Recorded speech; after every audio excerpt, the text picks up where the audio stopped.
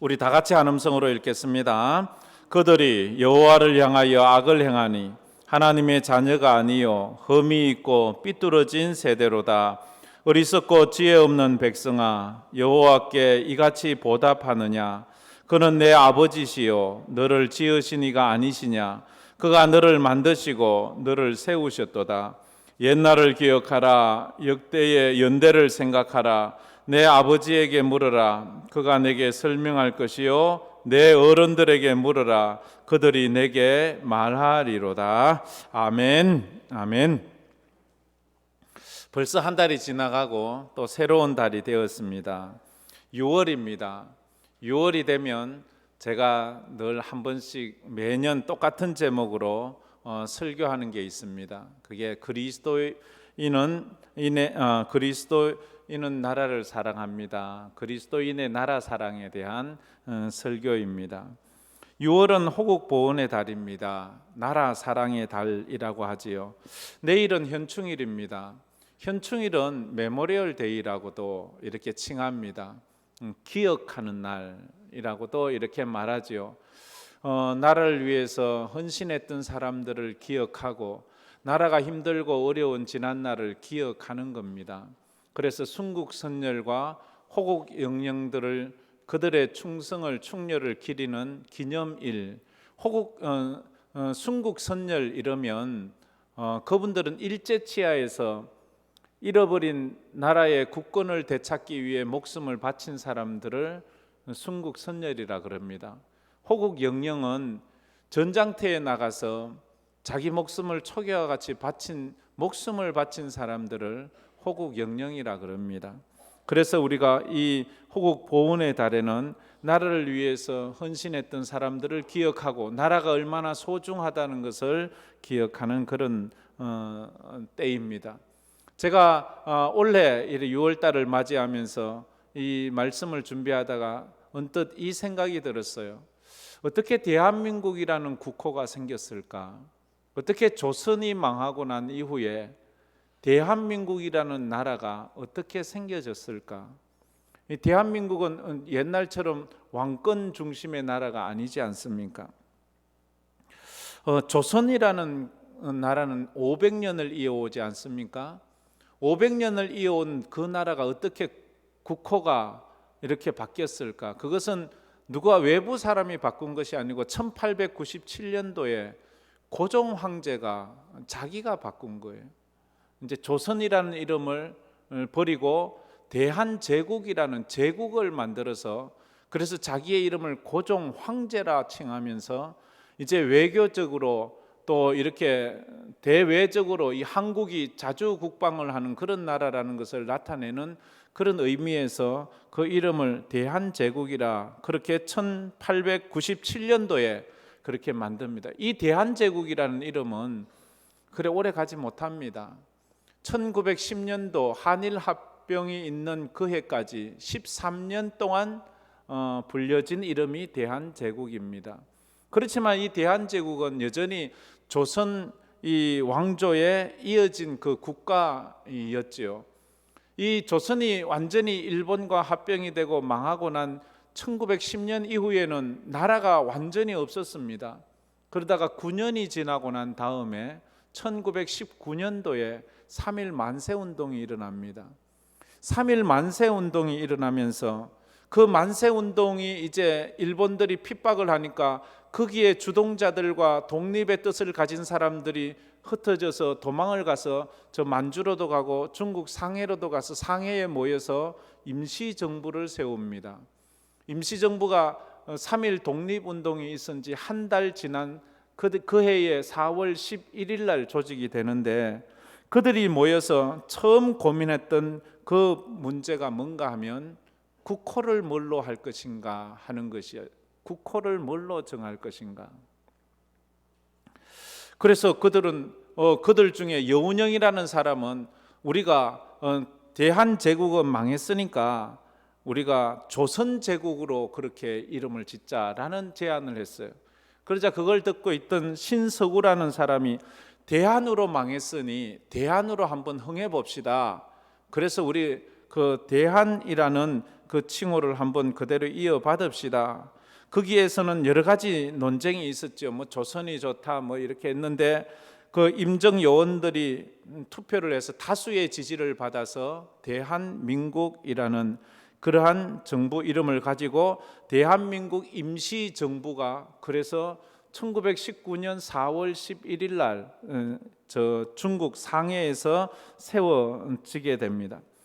대한민국이라는 칭호는 그 이후에 이제 해방하고 난 다음에 1948년도 8월 15일 날 국민투표에 의해서 또 이 나라가 세워지고 대통령이 세워지면서 그렇게 대한민국이라는 국호를 가지는데, 이때에도 그냥 대한민국을 쓴 것이 아니라 논쟁이 많았습니다. 조선으로 하자, 고려로 하자, 고조선으로 하자, 고구려로 하자. 옛 선조들이 세운 나라의 이름을 따오기를 좋아했어요. 그때 투표에 붙여서 그 투표 결과가 대한민국이 좋다고 해서 대한민국이라는 국호를 가지게 되었습니다. 남쪽은 대한민국이라는 국호를 가지고 그 임시정부가 칭호했던 그것을 이어받았고, 북쪽도 북한도 나라 이름을 지었는데 조선민주주의인민공화국이라는 이름을 지었습니다. 남쪽은 대한민국이라는 그런 대한민국 민주공화국이라는 이름을 가졌고 그렇게 가졌습니다. 대한민국 헌법 1조 1항을 아십니까? 대한민국 헌법 1조 1항은 대한민국 국호에 대해서 이야기합니다. 대한민국은 민주공화국이다라는 게 이 대한민국 헌법 1조 1항입니다. 그리고 우리가 잘 알다시피 헌법 1조 2항은 대한민국의 주권은 국민에게 있고 모든 권력은 국민으로부터 나온다. 이게 민주공화국이라는 뜻이에요. 민주공화국의 주권은 국민에게 있어요. 모든 권력은 국민에게서 나오는 것이 민주공화국이라는 뜻입니다. 그런데 저 북한은 인민공화국이라는 뜻을 쓰고 우리는 민주공화국이라는 뜻을 쓰는데, 얼핏 보면 뭐 그게 그 말 아니야? 라고 말할 수 있는데, 이 인민공화국은 주권이 인민에게 있다고 말하지만 이것은 우리가 역사적으로 보면 공산국가로 가는 과도 정치에서 사회주의자들이 쓰는 그런 용어입니다. 중국도 그랬죠. 중화인민공화국이라는 말을 하지요. 중화인민공화국이 결국 중국 공산당이 되고 말았습니다. 북한도 조선민주주의인민공화국이 북한 공산당이 되고 말았습니다. 그래서 민주공화국은 주권이 국민에게 있는 겁니다. 이 군주국가는 주권이 군주에게 있잖아요. 임금에게 있잖아요. 그런데 어떻게 이렇게 군주국가가 망하고 나서 민주국가로 세워지는 이 과정이 참 놀라운 거예요. 이게 하나님의 은혜입니다. 3.1 운동할 때에 이 한반도에 우리 조선의 사람들 전체 인구가 2천만 명이 조금 넘었습니다. 2천만 명이 조금 넘는 그때에 기독교인의 인구는 20만 명이 조금 넘었습니다. 2천만 명에 20만 명이면 1% 정도밖에 되지 않습니다. 1% 정도밖에 되지 않는 이 기독교인들이 3.1 독립선언문을 작성한 민족 대표의 이름에 보면 16명이 기독교인입니다. 1%밖에 되지 않는 기독교인들이 어떻게 민족 대표로 나섰을 때에 과반수를 차지할 수 있었던가? 이건 우리가 짐작할 수 있는 건 그만큼 기독교가 그 시대에 영향력이 있었어요. 우리가 잘 알다시피 그 1900년 초창기 이 한국 일제시대의 이 조선에서는 그 전부 다 좀 깨어있는 사람들은 기독교인이었습니다. 또 이 선교사가 세운 학교나 선교사들이 세운 교회에서 또 외국 문물들을 배워가면서 그들은 이 조선이라는 나라에 오랫동안 갇혀있던 우물한 개구리의 이러한 생각들을 벗어나기 시작했고 그 의식들을 깨기 시작했습니다. 그리고 이 독립운동을 시작하면서 그런 외국은 어떤 식으로 독립을 해가고 어떤 식으로 독립운동을 해야 될지 이런 자료들과 정보들을 기독교와 그 당시 한국에 들어와 있던 기독교 단체 중에 하나인 YMCA에서 그 정보들을 다 주었다고 그렇게 말을 합니다.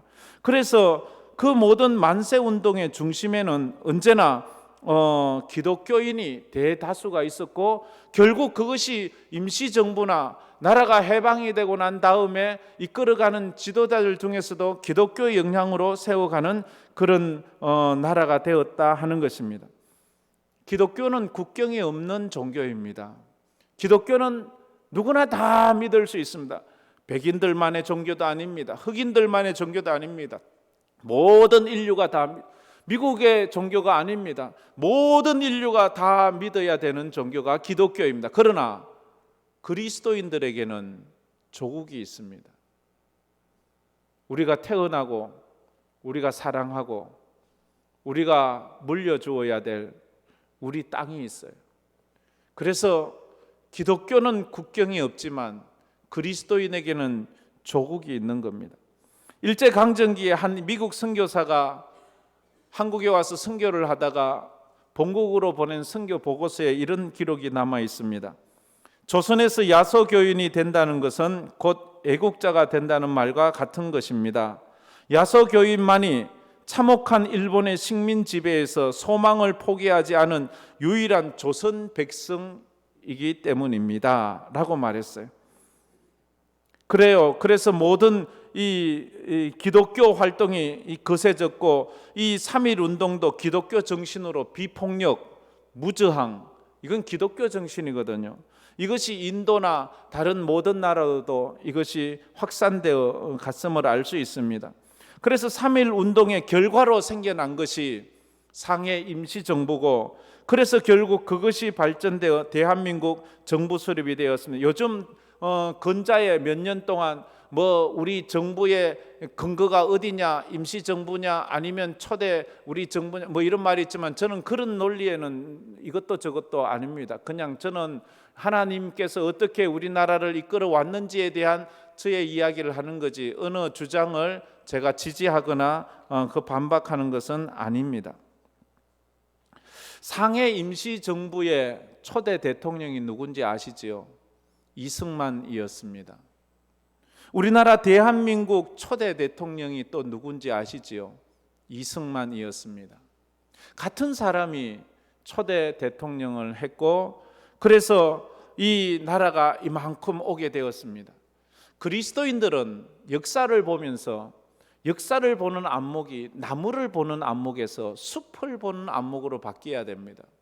나무만 보고 앞에 것만 보고 자꾸 그것만 중심으로 해석하려고 하면 이게 삐뚤어진 해석이 될 수밖에 없습니다.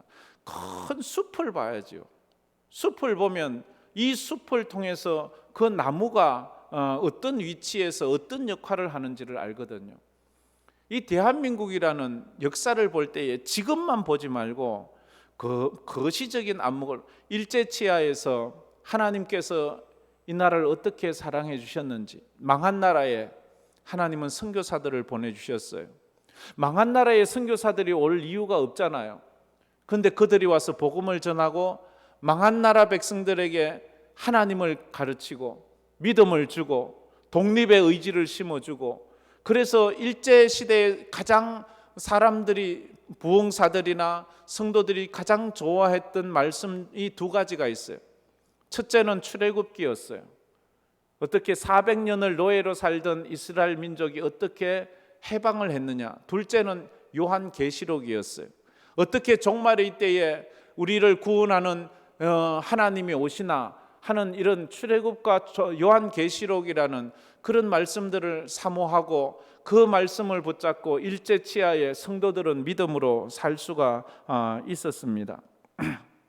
그래서 성도들은, 우리 교회는 거시적으로 숲을 보는 역사관이 있어야 돼요. 일제시대를 하나님이 도와주셔서 해방하게 하시고, 그 이후에 또 참 참혹한 6.25 사변을 겪었지만 그 6.25 사변을 통해서 완전 전 국토가 초토화되고 수백만의 사람이 죽어가고 1천만 명 이상이 이산 가족을 하는 이 지구상에서 가장 가난하고 가장 비참한 나라가 지금 어떻게 여기까지 왔는지, 이건 하나님의 은혜예요. 우리가 잘나서 그런 거 아니잖아요. 우리가 뭐 땅이 넓어서, 우리가 자원이 많아서, 아니면 강대국들이 우리를 도와주어서. 어느 강대국이 도와주었습니까? 전부 다 못 잡아먹어서 으르렁대고, 중국이 그러고 소련이 그러고 일본이 그러고 그냥 못 잡아먹어서 안달인 그런 나라 속에서 그런 지금까지 이렇게 존재하고 있는 것만 해도 기적이지 않습니까? 그리고 보릿고개를 넘어오고 IMF 경제적으로 도산난 이 나라가 어떻게 회복돼요? 이런 거시적으로 보면 지금 코로나 힘들고 어렵지만 식민지 때보다는 어렵지 않지, 6.25 때보다는 힘들지 않지. 그러면 하나님이 또 이겨주실 거야. 이럴 때 우리가 더 믿음으로, 그럴 때마다 신앙운동이 일어났고, 일제시대에 그 힘들고 어려울 때 영적인 교회가 부흥하고 교회를 중심으로 기도하고, 그래서 일제가 제일 싫어한 것이 교회였잖아요. 교회 지도자들이었잖아요. 그래서 신사참배를 하도록 하고, 이 6.25 사변 때도 가장 싫어한, 이 김일성이가 가장 싫어한 것 목사들, 교회들이었잖아요. 그래서 이 북한은 종교는 아편이다 하는데 그 종교는 기독교잖아요. 기독교는 아편이다 하면서 막 잔인하게 교회를 다 불태우고 교회 목사들, 장로들 붙잡아 다 죽이고, 그런 과정 속에서도 우리 신앙은 꺼지지 않고 계속 타올라서 결국 6.25 사변 이후에 이 평양에서 내려온 그런 피난 온 사람들 중에 기독교인이 대다수잖아요. 거기 있으면 다 죽으니까. 그래서 와서 다시 서울을 중심으로 신앙운동을 전국적으로 일으키면서, 그래서 또 새마을운동 일으킬 때에 언제나 정부가 주도했지만 그 뒷받침한 것이 이 교회가 그 역할을 많이 하지 않았습니까? 그래서 지금까지 여기까지 온 것처럼 우리가 거시적인 안명을 봐야 돼요. 지금 당장 내 눈에 하나님은 보이지 않고 하나님의 손길은 느껴지지 않지만 큰 역사를 통해서 보면 거기에 하나님의 역사를 우리가 볼 수 있다 하는 것입니다. 오늘 우리가 읽은 이 신명기서 말씀은 모세가 쓴 모세의 설교입니다. 지금 모세의 나이는 120살, 이제 하나님이 부르신 나이가 되었습니다. 그가 80세에 민족의 대표가 되어 민족의 구원자로 애굽에 가서 이스라엘을 애굽의 손에서 구출해서 광야를 40년 지나왔습니다. 이제 하나님께서 너가 이제 때가 되어 내게 올 때가, 죽을 때가 됐다고 말합니다. 자기 마지막을 바라보고 남긴 세 편의 설교가 이 신명기입니다. 신명기는 그래서 세 편의 모세의 설교예요. 그런데 이 모세의 설교는 세 편인데, 첫째는 과거, 현재, 미래의 시점에서 지금 하는데, 이걸 한마디로 딱 요약하면 기억하라는 내용이에요. 기억하라. 과거에 하나님께서 너희들에게 어떤 은혜를 베풀었는지 기억하라. 그리고 현재를 기억하라. 지금 하나님께서 너희들과 함께 있다는 것을 기억하라. 그리고 세 번째, 미래, 앞으로도 너희들에게 영원토록 하나님이 함께 계시다는 것을 너희들이 기억하라. 이건 에베네셀, 여기까지 인도해 주신 하나님, 임마누엘, 지금도 나와 함께 하시는 하나님, 여호와 이레, 앞으로도 내 삶을 예비하시는 하나님이지요. 이스라엘은 이것을 알아야 돼요. 우리 성도들도 알아야 돼요. 지난날 우리 민족을 어떻게 여기까지 인도해 주셨는지, 지난날 나의 삶 속에서도 어떻게 내 삶을, 내가 배고플 때 먹여주시고 헐벗었을 때 입혀주시고 내가 외로울 때 나에게 찾아와서 위로하고 힘을 주신 그 하나님, 그 하나님의 은혜를 잊지 말아야 돼. 지금도 잊지 말아라. 네 속에 네 눈 들어보아라. 오늘 아침에도 만나가 내려서 밥을 먹지 않았느냐? 지금도 너는 저 구름기둥 아래에서 시원하게 있지 않느냐? 광야에서 넌 밤에 추워 얼어 죽지 않고 불기둥으로 살지 않느냐? 반석에서 물이 나와 너를 지금 먹여주시지 않느냐? 과거에도 구름기둥, 불기둥, 만나로 먹이시고 입히시고 채워주시고 지켜주신 그 하나님이 지금도 여전히 함께하지 않느냐? 그 하나님이 내일도 앞으로도 장래에도 여러분과 함께할 겁니다. 할렐루야! 이 은혜를 믿는 게 성도입니다. 뭐 세상 사람들은 자기들 논리로 이런 것들을 해석해 가겠지만 성도는 분명한 성경적 근거를 가지고 있습니다. 과거에도 함께 하신 하나님, 지금도 함께 하시고 앞으로도 함께 하실 것을 믿는다. 이게 신명기서 내용 전체예요. 그런데 오늘 모세가 하는 말은 먼저 이스라엘 백성들의 어리석음을 책망합니다. 첫째로 이스라엘 백성은 삐뚤어진 세대에 있고 어리석고 지혜 없는 백성이 되었다고 이 모세가 한탄을 하고 있습니다. 너희들은 삐뚤어진 백성이 되었어. 여기 보면 5절 말씀에 그렇게 말하죠. 그들이 여호와를 향하여 악을 행하니 하나님의 자녀가 아니요 흠이 있고 삐뚤어진 세대가 되었어요. 어쩌면 지금 이게 한국의 모습이 아닌지 모르겠어요. 한국이 하나님의 은혜로 여기까지 왔다는 것은 누구도 부인할 수가 없습니다. 그럼 하나님의 은혜로 안 됐으면 무엇으로 됐나요? 자기 힘으로 됐나요? 똑똑해서 됐나요? 뭐가 자원이 많나요? 땅이 넓나요? 누가 도와주나요? 하나님의 은혜였습니다. 하나님의 은혜로 부르짖는 사람들이 얼마나 많았습니까? 산 골짜기마다 기도원이 있었고, 제가 어릴 때만 해도 골짜기 기도원에 정말로 사람들이 얼마나 많이 붐볐고, 부흥회 한다 그러면 사람들이 얼마나 많이 모입니까? 요즘 부흥회 한다 그러면요, 주일날 오는 숫자만큼도 오지 않아요. 삐뚤어진 세대가 되었어요. 사춘기 아이들처럼 하나님의 은혜를 몰라요. 부모의 은혜를 몰라요. 부모가 저를 키우고 태어나게 하고 입히고 먹이고 다 가르쳐 줬는데도 엄마가 내게 한 건 뭐 있어? 아버지가 나에게 한 건 뭐 있어? 내가 잘났지. 자기가 잘났나요? 누가 어릴 때 젖을 먹이고 누가 어릴 때 그런 말을 하기 위해 그 손 잡아 주었나요? 이 나라 이 민족이 전 세계에서 가장 가난하고 가장 불쌍한 민족이었는데 여기까지 오지 않았습니까? 파스칼은 말했습니다. 인생에 있어서 가장 불행한 것은 인간이면서 인간을 모르는 것이라고. 자기가 인간이면서 인간이 어떤 존재인지 몰라요. 자기가 영원히 살 줄 알아요. 자기가 제일 똑똑한 줄 알아요. 자기가 제일 바른 줄 알아요. 아니요. 객관적으로 판단해 보세요. 자기도 틀릴 때가 많잖아요. 자기는 영원히 살지 않아요. 인간은 자기 속에 죽음을 가지고 있는 존재예요. 우리 속에 죽음이라는 시한폭탄을 가지고 있어요. 우리 모두는 시한폭탄을 가지고 있는데 그 시한폭탄의 시간은 다 달라요. 어떤 사람은 좀 길게 가지고 있는 사람이 있고 어떤 사람은 짧게 가지고 있어요. 그 시한폭탄이 우리 속에서 터지면 우리는 다 죽는 거예요. 그런데 자기는 그것을 알지를 못해요. 그래서 그 아둥바둥 이 땅이 다인 줄 알아요. 영원한 하나님의 나라가 있음을 알아야 돼요. 마치 탕자의 모습과도 같아요. 탕자가 얼마나 삐뚤어졌나요? 얼마나 어리석고 지혜가 없나요? 그래서 6절 말씀에 말하지요. 어리석고 지혜 없는 백성이여 여호와께 이같이 보답하느냐? 네가 하나님 앞에 받은 은혜를 이렇게밖에 보답할 수 없느냐? 어리석고 지혜 없는 자로다라고. 그는 내 아버지시요 그는 너를 지으신 이고 그는 너를 만드시고 그는 너를 세우셨다 하는 거예요. 탕자에게 하는 말이지요. 탕자는 아버지 집에 살면서 아버지가 나에게 해준 것이 뭐 있어요? 내게 줄 유산이나 물려주세요. 그래서 그걸 받아서 떠나가지 않습니까? 결국 망하는 길로 가는 거지요. 이것을 모세가 먼저 지적하고 난 다음에 7절에 하나님의 은혜를 기억하라 라고 말합니다. 7절 말씀 우리 한번 다 같이 읽어보았으면 좋겠습니다. 다 같이 읽겠습니다. 옛날을 기억하라. 역대의 연대를 생각하라. 내 아버지에게 물으라. 그가 내게 설명할 것이요 내 어른들에게 물으라. 그들이 내게 말하리로다. 옛날을 기억하라는 거예요. 옛날을 기억하라. 역대의 일들을 생각하라. 이건 무슨 말이에요? 옛날에는 두 가지가 있잖아요. 좋았던 일이 있고 힘들었던 일이 있잖아요.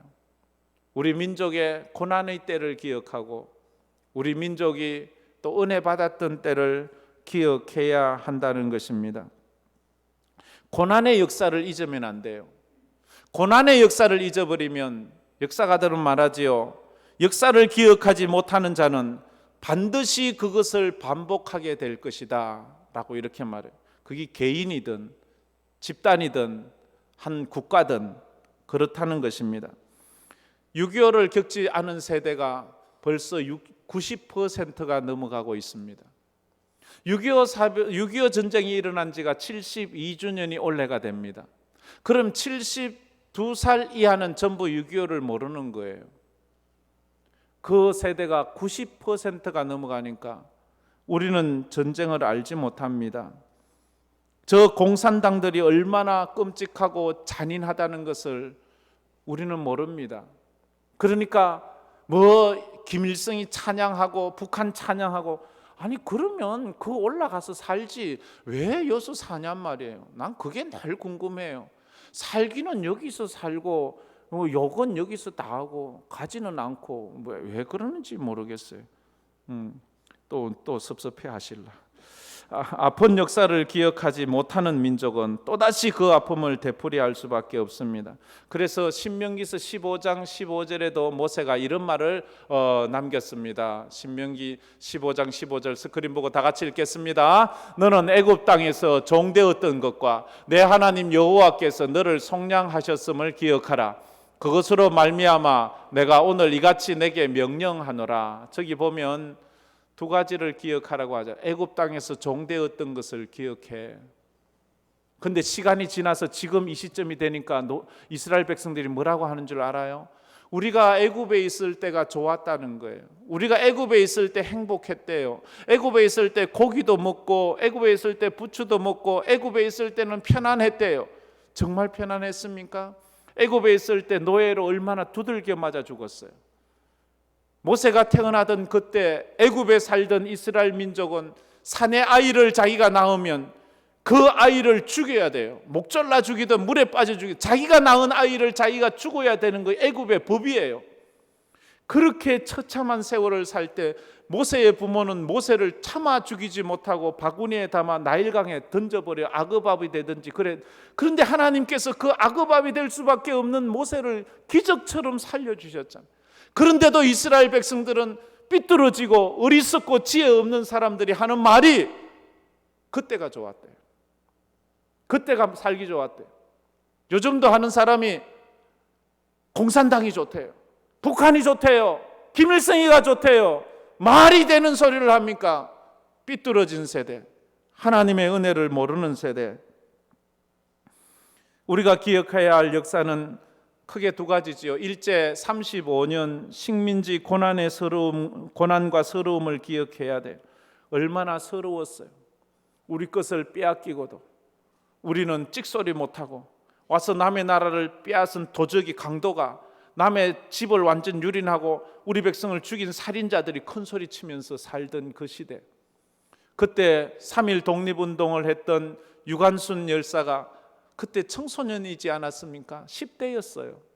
꽃다운 나이. 그런 10대 소녀가 어떻게 이런 참 훌륭한 말들을 하고 정신을 가졌는지, 그래서 역사가 기억하는 것 같아요. 그냥 기억하는 게 아닙니다.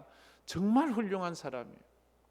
그가 감옥에 갇혀서 이제 그 독립운동을 한 것 때문에 재판을 받을 때 남긴 말 가운데 이런 말이 있습니다. 너희들은 우리 땅에 와서 우리 동포들을 수없이 죽이고 나의 아버지와 어머니를 죽였으니 죄를 지은 자는 바로 너희들이다. 우리들은 너희들에게 형벌 줄 권리는 있어도 너희들은 우리를 재판할 어떤 권리도 명분도 없다라고 맞는 말이지요. 너희들이 우리나라 들어와서 이 땅을 빼앗고 이 땅에서 유관순 열사의 그 부모님 다 죽였잖아요. 너희가 내 아버지 내 어머니를 죽이고 너희들이 살인자인데 내가 너희들을 심판해야지. 어찌 너희들이 내 나라를 찾기 위해서 독립운동한 나를 재판한단 말이냐. 무슨 명분으로 그러면서 그 유관순 여사가 남긴 말 중에 이런 말이 또 있습니다. 나라에 바칠 목숨이 오직 하나밖에 없다는 것이 나의 유일한 슬픔입니다. 어떻게 10대 소녀가 이런 말을 할 수 있었을까요? 지금 내 나이 이만큼 되었는데도 정말로 나를 부끄럽게 하는 말이에요. 나를 부끄럽게 하는 말이에요.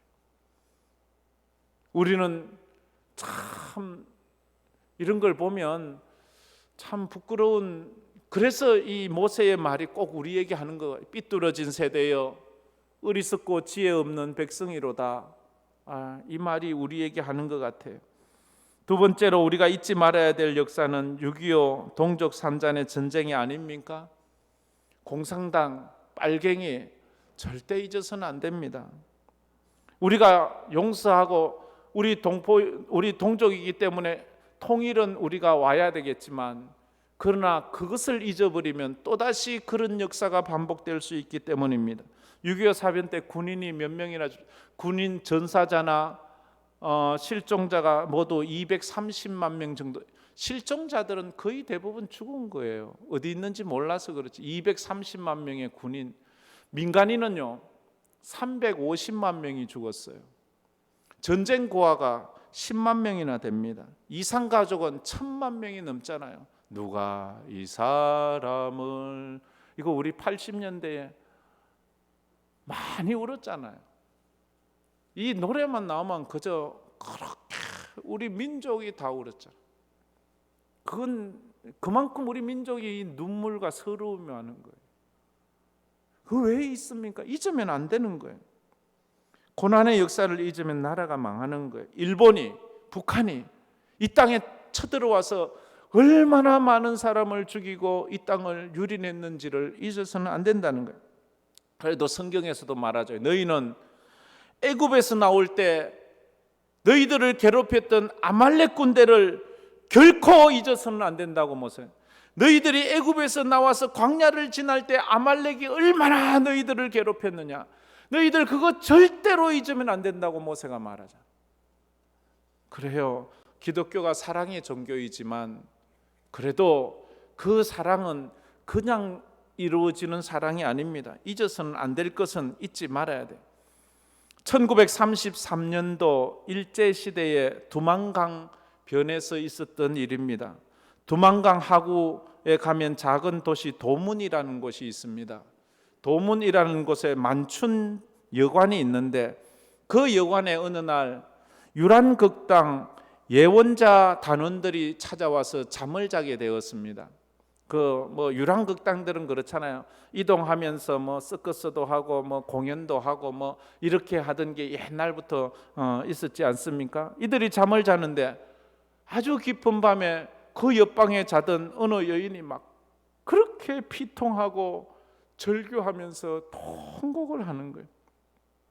유랑극당 단원들이 잠을 잘 수가 없는, 너무너무 막 비통하게 막 정말로 이 장이 끊어질 정도로 우는 거예요. 그래서 그 유랑극단 중에 작곡가로 이시우라는 사람이 있었는데, 이 사람이 여관집 주인에게 물었어요. 도대체 저 여인은 왜 잠을 안 자고 저렇게 우냐고. 그러자 그 여관집 주인이 그 여인이 우는 사연을 이야기를 해줘요. 그 여인의 남편이 나라를 되찾겠다고 독립운동하겠다고 고향을 떠나 두만강을 건너 만주에 왔는데 너무 오랫동안 연락이 끊어진 거예요. 너무 오랫동안 연락이 끊어져서 그 부인이 자기 남편을 찾기 위해서, 만나기 위해서 그렇게 이 두만강을 건너 만주 땅에 와서 수소문하고 다니는데 남편의 소식을 잘 모르는 거예요. 많이 물어서 결국 남편의 소식을 들었는데 일본군과 전쟁을 하면서 총에 맞아 전사했다는 소리를 들은 거예요. 그게 바로 그 우는 그 전날이었어요. 그 소식을 듣고, 그런데 마침 보니까 그날이 죽은 남편의 생일이었어요. 그래서 여관방에 들어와서 그렇게 우는 거예요. 벌써 남편이 죽은 지가 10년이 지났는데 지금에서야 남편이 죽은 걸 이제 안 거예요. 그래서 이 이야기를 듣던 이 작곡가 이시우가 너무 가슴이 아파서 그걸로 곡을 쓰고, 자기 친한 한명천이라는 이 시인이 거기에 이 작사를 해요. 시를 써요. 시를 써서 이들이 만든 그 곡이 눈물 젖은 두만강이에요.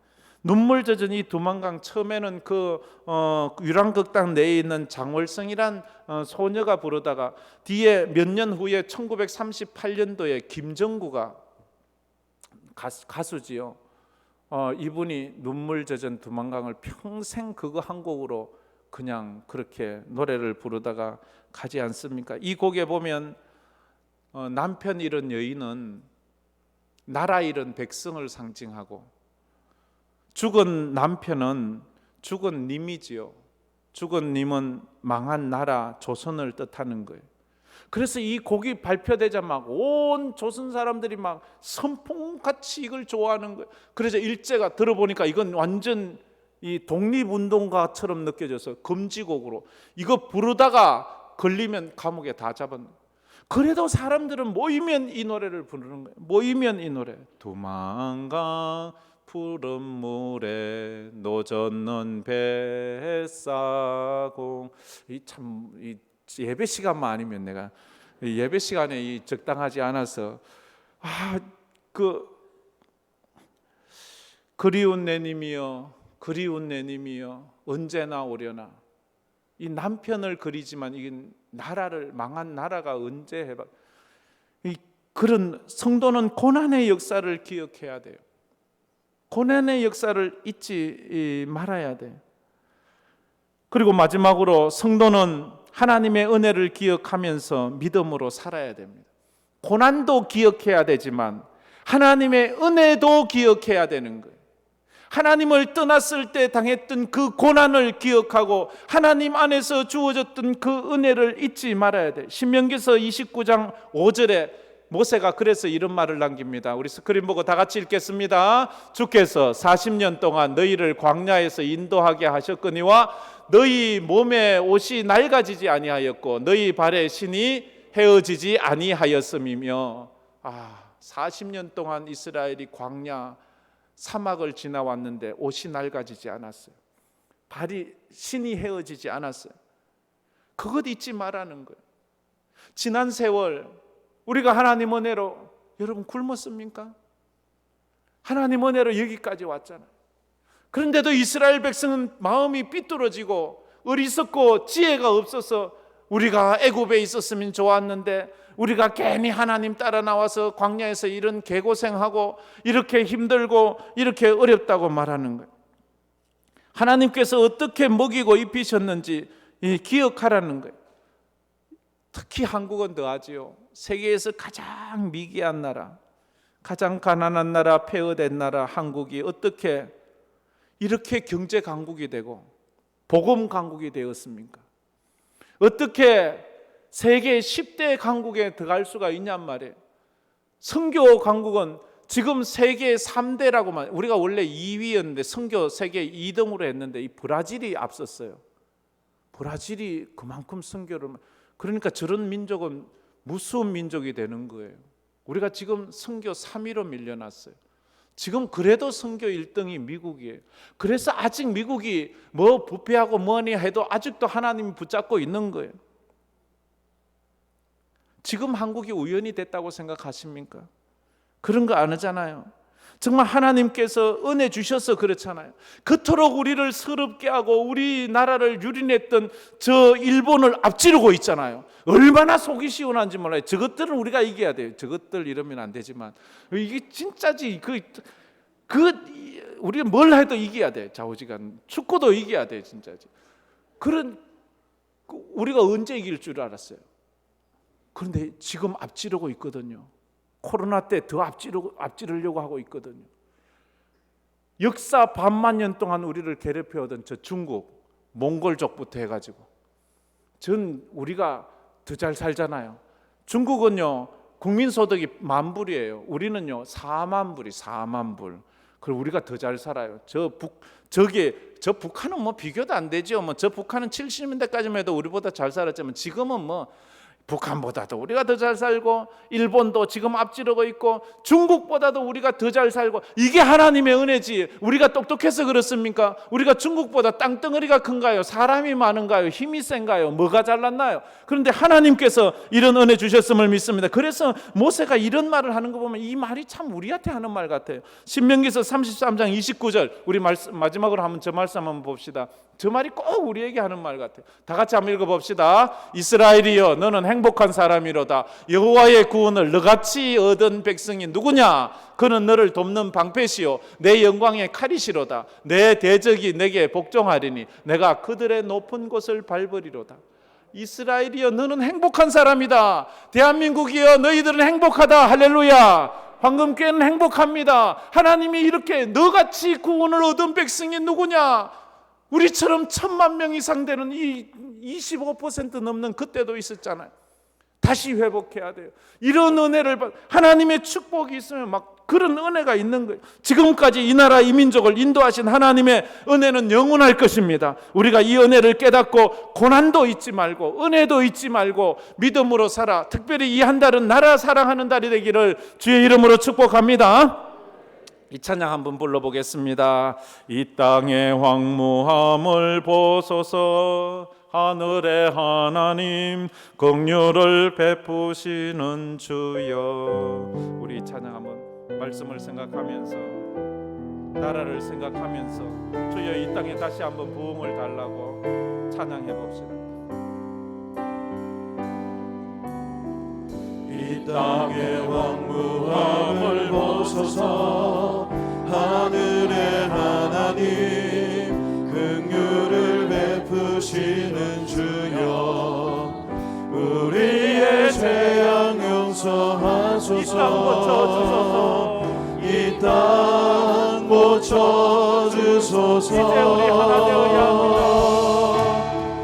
이제 우리 모두 하나 되어 이 땅에 무너진 기초를 다시 쌓을 때 우리의 우상들을 태우실 성령의 불 임하소서. 흥의 불길 타오르게 하소서. 진리의 말씀 이 땅 새롭게 하소서. 은혜의 강물 흐르게 하소서. 성령의 바람 이제 불어와. 주의 영광 가득한 새날 주소서. 주님 나라 이 땅에 임하소서. 흥의 불길 타오르게 하소서. 진리의 말씀 이 땅 새롭게 하소서. 은혜의 강물 흐르게 하소서. 성령의 바람 이제 불어와. 주의 영광 가득한 새날 주소서. 주님 나라 이 땅에